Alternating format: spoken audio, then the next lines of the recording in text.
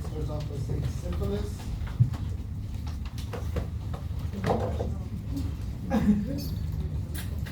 Page 420, laboratory test, syphilis.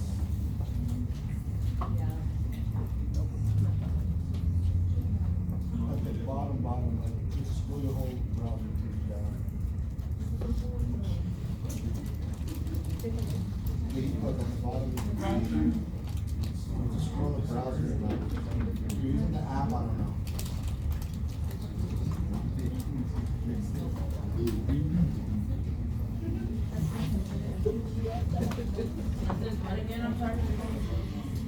Laboratory test.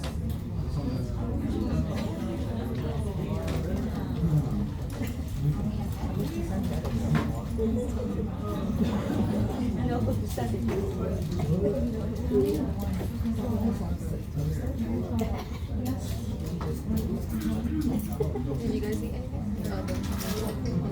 Alright, are we ready? Sure.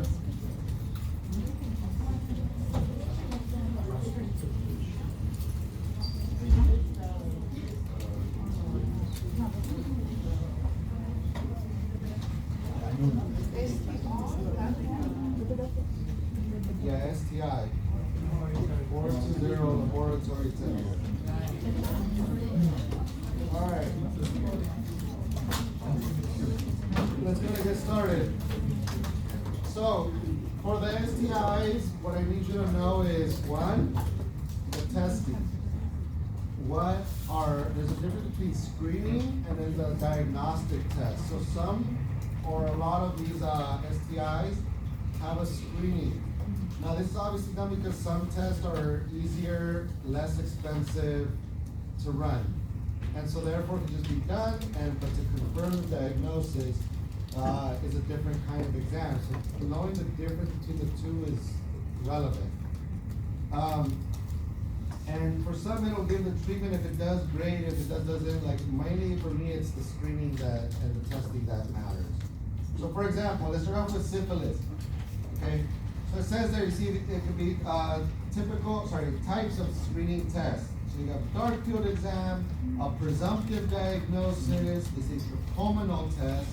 So what I need you to do is look at the second bullet point. It says presumptive diagnosis.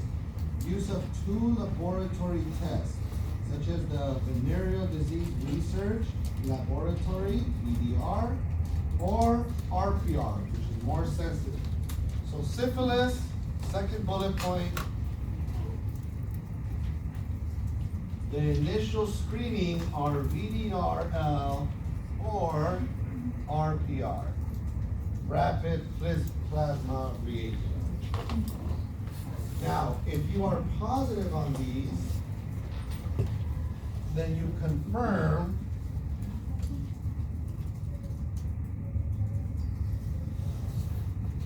with an FTA-ABS, which will be down below, an interpretation of findings. It says, if reactive, diagnosis should be confirmed using one of the following tests. A fluorescent troponin antibody absorption test, FTA-ABS, or an ELISA. However, this is a key one to know. FTA-ABS will confirm the syphilis. Okay? So screening recommendations, right? Screen asymptomatic adults who have an increased risk of developing, males who have sex with males at least annually, if sexually active. Most populations would consider it annually.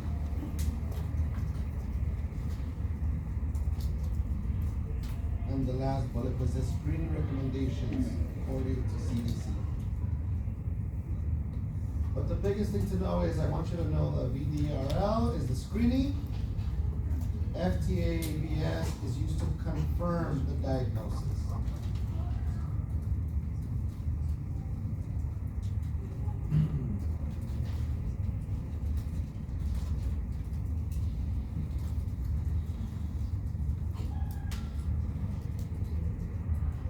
Okay?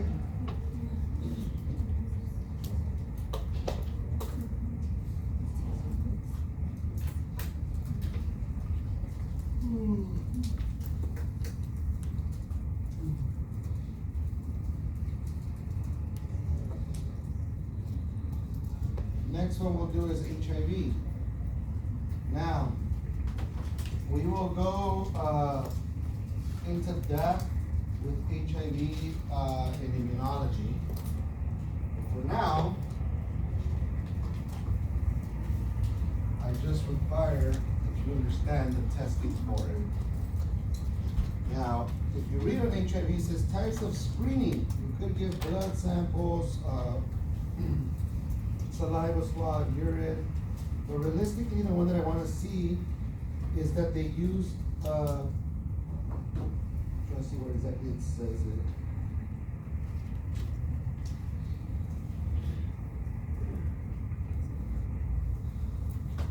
It doesn't list the name there, but I'll tell it to you, I'll say it to you for you.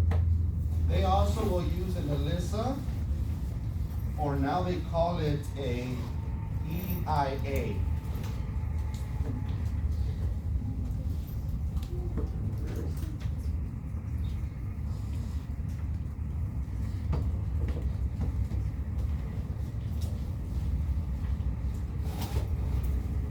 Stands for enzyme-linked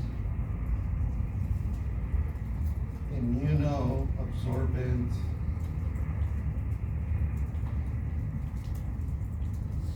array. It'll go by an ELISA or an EIA. These are often a lot of the times like screenings, but for HIV it is. For syphilis, it was a way to diagnose as well. For here, it's a screening. Now to confirm, you need a Western blot.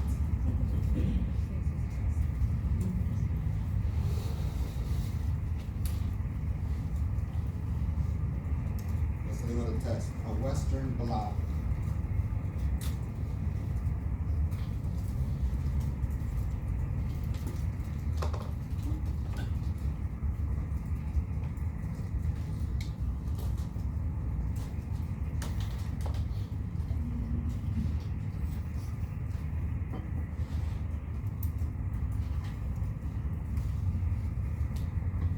This.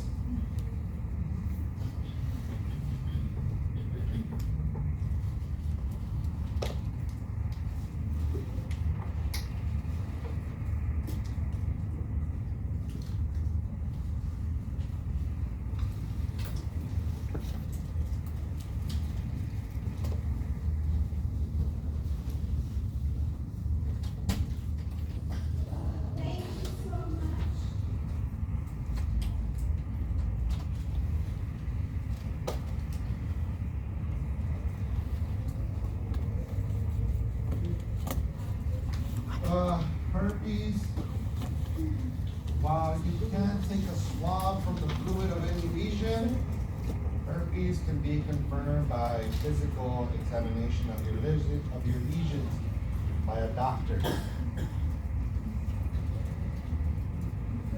Physical visualization. But they can also take swabs of a lesion if inconclusive.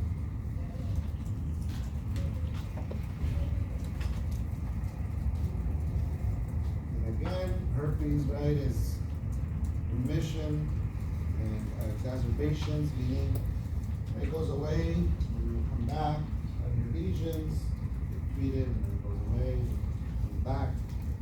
It varies between people. Some people have one episode their entire life when they were infected, and that's it. Some people go through exacerbations multiple times a year. So it really just varies based on their immune system and their own triggers as well.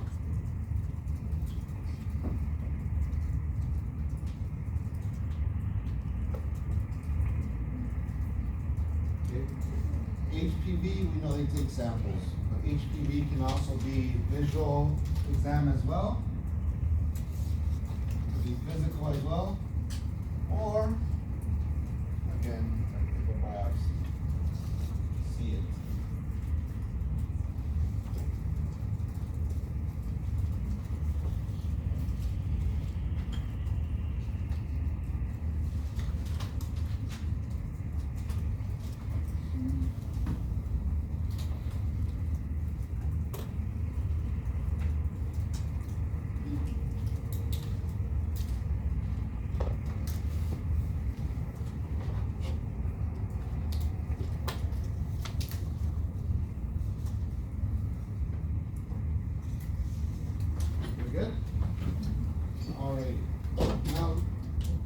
continue, like scroll down or turn your pages, 2 pages to 427.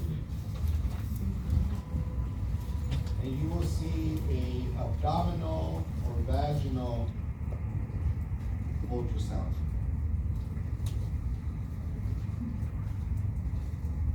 Abdominal or pelvic, not that. Ultrasound. And there's a key point I want to do there. It also talks about the breast, but they don't really ask about that. And so the key point that I want to make about that abdominal ultrasound. So again, you're going to try to see masses, right? We all know what an ultrasound is, Yes. right? They put a transducer, right, with the gel. Some key points is, right, they're going to apply a gel, and then they'll tell you to make sure it's warm, right? And then the bigger key point is with the abdominal ultrasound, a full bladder may be recommended for better visualization.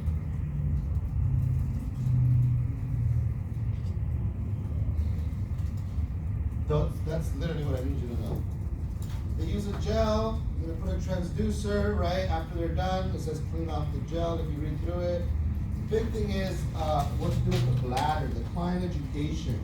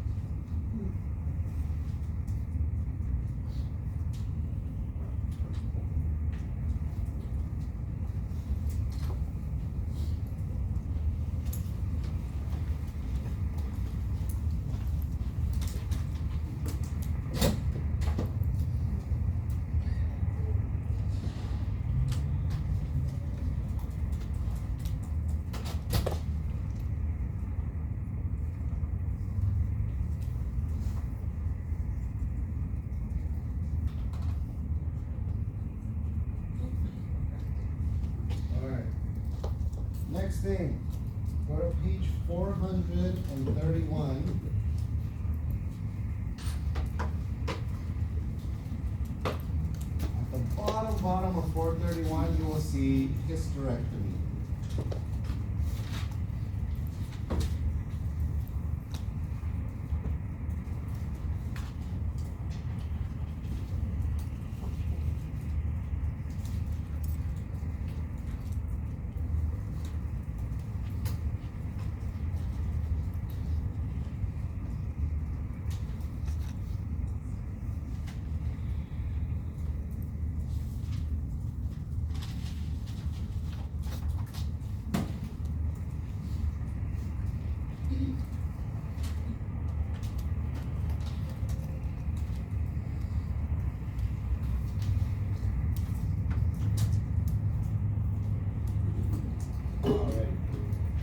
So in hysterectomy, second most common gynecological procedure in the uterus is removed. So a hysterectomy, you should know by now, right, that an ectomy, whenever you see that, move it out. Hyster, the uterus. So removal of the uterus.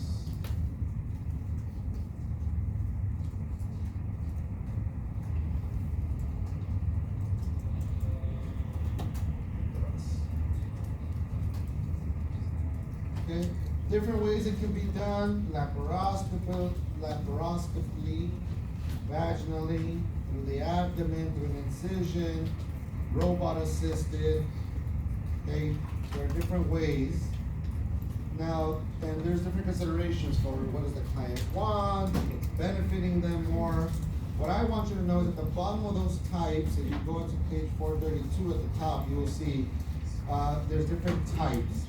And so they have total hysterectomy, supracervical, radical, and subpingeal.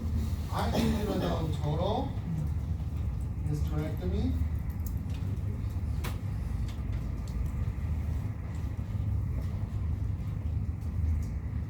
This is uterus and cervix removed. Okay. Supracervical, supra being above. This means uterus removed. Cervix is not.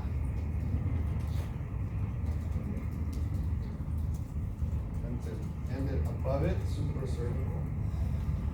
Radical hysterectomy. Okay. Uterus, cervix, upper vagina, and adjacent tissue. Adjacent means next to, which usually involves the lymph nodes.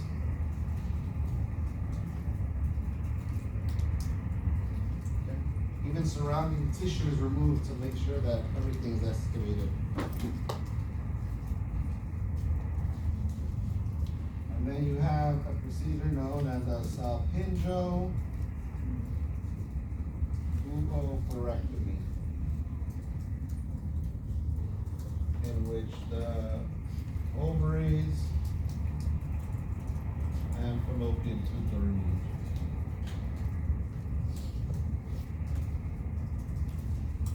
So you can sometimes hear you're having a hysterectomy with the salpingo oophorectomy.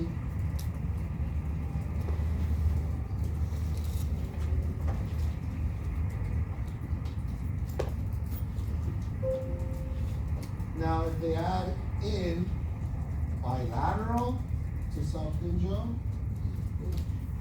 both sides, like both fallopian tubes and ovaries.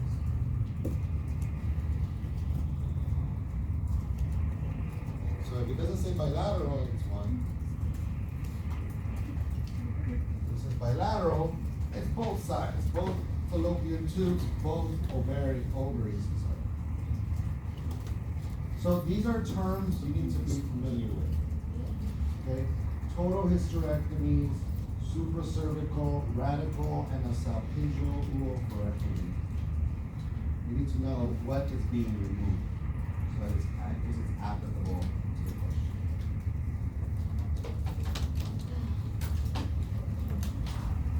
I'll give you a minute to write that down. Now again, this can be though, right? For many reasons. Again, precancerous, cancerous, fibroids.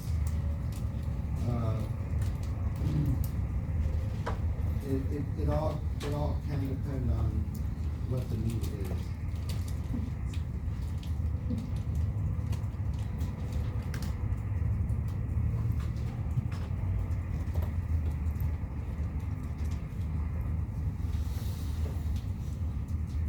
Okay. Now, for the surgery, so if you go down to client education, so what are we going to teach them? Avoid prior to the surgery, so before, anticoagulants, aspirin included, NSAIDs. All three of these medication types will increase the risk of bleeding. Aspirin, anticoagulants, NSAID, or vitamin E.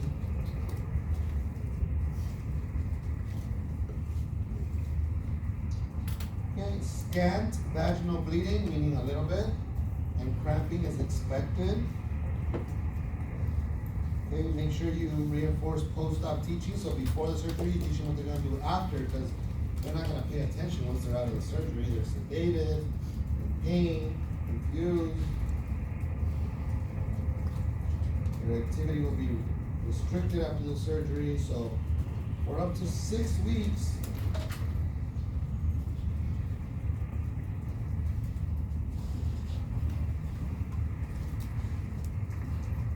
no straining, exercise,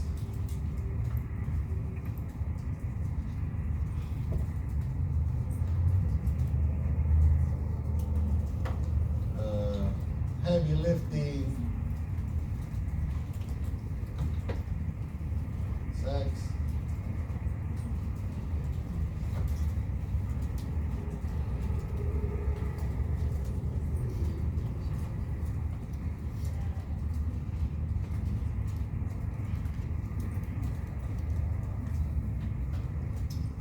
And then it talks about considerations at the bottom. I skipped over one point, which is talk about leg exercises, breathing exercises like incentive spirometer, early ambulation. That's generic for surgery in general. When people are under general anesthesia, like if someone's under general anesthesia, you will always, unless the surgery specifically says that this is contraindicated, you assume incentive spirometer, right? This little device. And remember that the incentive spirometer, people think that you have to blow in it and see how high you can get the marker, but it's not. It'll go up based on how much you're inhaling, the pressure you're creating when you're inhaling. So you gotta try to inhale strong, not just like, no, because it's just gonna like it doesn't, they gotta try to maintain it. So it's more like 500, 1,000, 1,500, 2,000, 2,500, right? So as they inhale, they gotta try to keep on holding it there, because then they're expanding their lung. Okay, so you gotta try to not only rise it, but maintain it. Try to really take a good inhale. Okay, so they gotta try to inhale. So make sure they do incentive spirometry, leg exercises in bed, try to walk. All of this is to prevent what? Pneumonia, atelectasis, DVT, blood clots, right? You want to maintain activity and breathing exercises. That's general anesthesia regardless.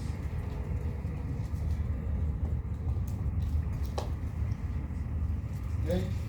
Now, another point is, if ovaries were removed, or just in general as well, their uterus, but especially with the ovaries, hormone replacement therapy, or they'll just call it hormone replacement or hormone therapy, or hormone replacement.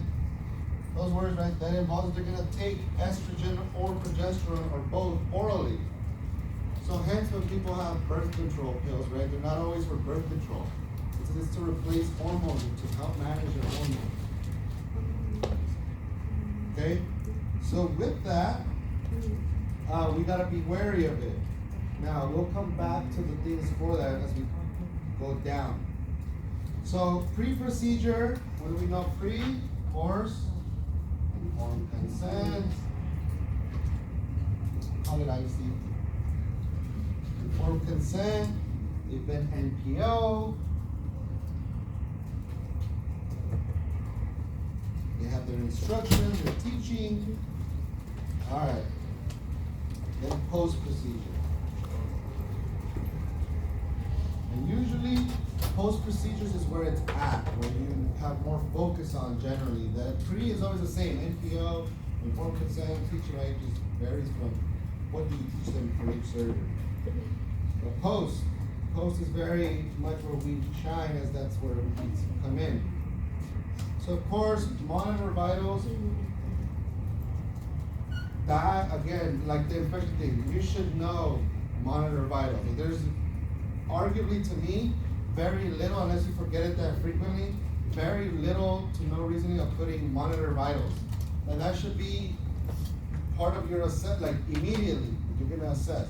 You're receiving a patient, you're sending them off, they come from surgery, they're going somewhere, you always will assess. You always assess their vitals. It's the first thing you should regularly do when assessing a patient. So there's that. More than that is we're gonna try to manage their pain. You're gonna monitor for bleeding. And bleeding is specifically, if they saturate a pad less than 1 hour, you have to report this and deal with this right away. Okay? Less than 15 minutes, this is an emergency. So they'll put perennial pads, this catches the blood. If they saturate it, meaning they fill, right, like it's they need to switch it already, in less than an hour, you report this, they're bleeding too much. Less than 15 minutes is emergency. It doesn't say it on there, but we especially ready for this after delivery of a baby. Monitor I&O, right, and then it says, right, check incision, one of the bullets says check incision, bleeding, drainage, redness, warmth, what is all this? Bleeding and infection. So you see, it becomes a lot easier to remember when you have the specifics and you just understand infection and bleeding. Because a lot of surgery and most procedure, those are the two complications, infection and bleeding. So you're repeating and like bombing yourself with information, and it's not, it's like, it's fully applicable. It's like generic and general information. Okay? Monitor for DVT, so leg exercise, right? Walk, sequential compression devices. Alright, now for diet, right? You first always check, bowel sounds.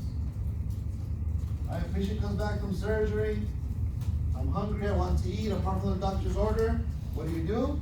Take your stethoscope and hear for bowel sounds. No bowel sounds, and you report possibly paralytic ileus. Intestines are paralytic.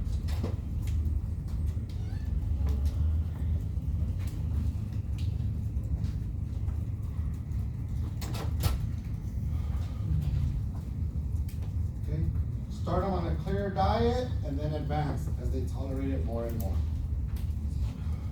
Clear, then advance them.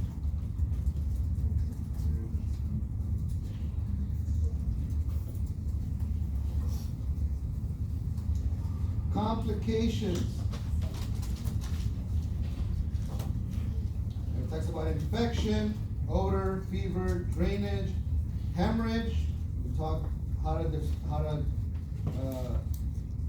assess for it. Okay. Now, what are the labs that we're going to look at in regards to bleeding as well? What about the CBC? CBC is very broad. So I heard red blood cells, hemoglobin, what else? Hematocrit. Thrombocytes. What is that? Albumin? So for bleeding, not albumin, for bleeding, you generally check hemoglobin and hematocrit. And they'll refer to this as an H&H. Okay, red blood cells you would assume, but this can vary, especially if they're like anemic. It doesn't specify as much. But the hemoglobin going steadily down, like if it's going from like 11, 10, 8, 7, right, it's continuously going down, then they're bleeding. If it goes down once and it maintains or goes back up, then it's not. That's what it tends to see if it's trending.